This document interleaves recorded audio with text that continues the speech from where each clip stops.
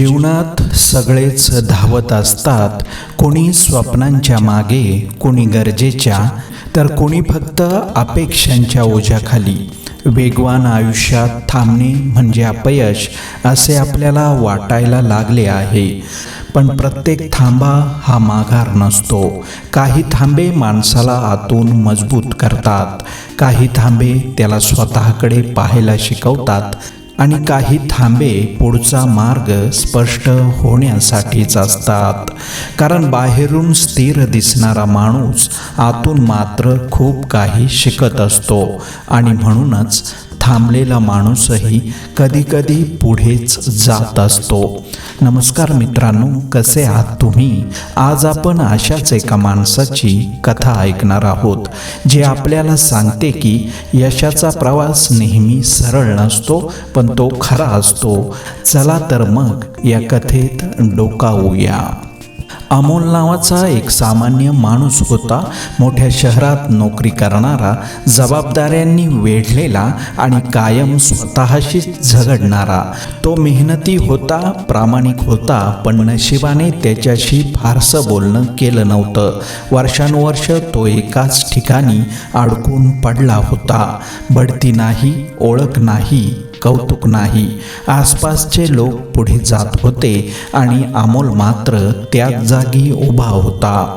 दर सकाळी आरशात पाहताना त्याला एकच प्रश्न सतावत असे, मी मागे तर पडत नाही ना? लोकांच्या यशाच्या गोष्टी ऐकताना त्याच्या मनात हळूच एक टोचणी लागायची. कधी कधी वाटायचं आपण काहीतरी चुकवत तर नाही ना? पण तरीही तो आपल्या कामाशी प्रामाणिक राहिला. कोणावर दोष न देता, परिस्थितीला शिव्या न देता तो शांतपणे आपलं काम करत राहिला. एक दिवस अचानक त्याची नोकरी गेली. कारण त्याची चूक नव्हती, परिस्थिती बदलली होती. त्या दिवशी अमोल पूर्णपणे कोसळला. घरात बसून छताकडे पाहत राहिला. डोक्यात प्रश्नांचा कल्लोळ होता. आता काय? पुढे कसं? कुठून सुरुवात? पण त्या थांबलेल्या दिवसांमध्ये त्याने पहिल्यांदाच स्वतःशी बोलायला सुरुवात केली. रोजच्या धावपळीत ज्याला वेळ नव्हता त्या मनाशी. त्याने जुन्या वह्या उघडल्या, कधी लिहून ठेवलेली स्वप्न वाचली, कधी अपूर्ण राहिलेल्या कल्पना आठवल्या आणि हळूहळू त्याला जाणवलं, आपण थांबलो आहोत पण संपलो नाही. तो दिवसातून थोडा वेळ स्वतःला देऊ लागला, वाचायला लागला, शिकायला लागला. ज्या गोष्टी कायम नंतर कधीतरी म्हणून पुढे ढकलल्या होत्या त्या तो आता करू लागला.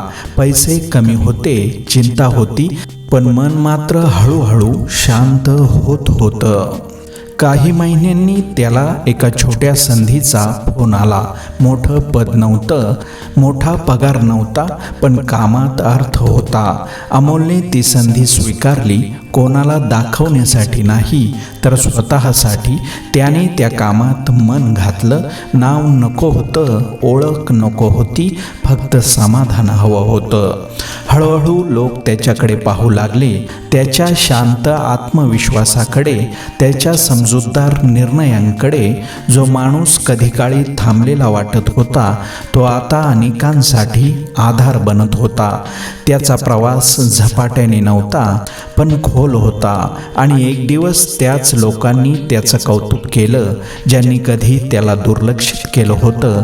तेव्हा अमोल हसला, कारण त्याला माहीत होतं आपण कधीच मागे नव्हतो, आपण फक्त तयार होत होतो. मित्रांनो, ही कथा आपल्याला एक महत्त्वाची जाणीव करून देते. आयुष्यात प्रत्येकाची वेळ वेगळी असते. कुणाचा प्रवास लवकर सुरू होतो, कुणाचा उशिरा, कुणी धावतो, कुणी थांबतो. पण खरा प्रश्न हा नाही की आपण किती वेगाने चालतो, तर प्रश्न हा आहे की आपण का चालतो. अमोल थांबला होता, पण तो हार मानून नाही, तर स्वतःला समजून घेण्यासाठी थांबला होता. आणि म्हणूनच तो पुढे गेला, अधिक मजबूत, अधिक शांत, अधिक खरा.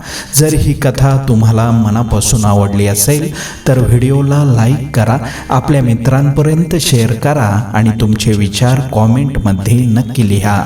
अशाच कथा, विचार आणि जीवनाशी जोडलेले अनुभव ऐकण्यासाठी चॅनलला सबस्क्राईब करायला विसरू नका.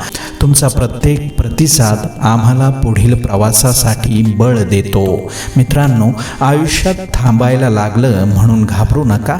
कधी कधी तो थांबा आपल्याला आपण कोण आहोत हेच शिकवतो आणि ते समजलं की पुढचा प्रवास आपोआप सापडतो.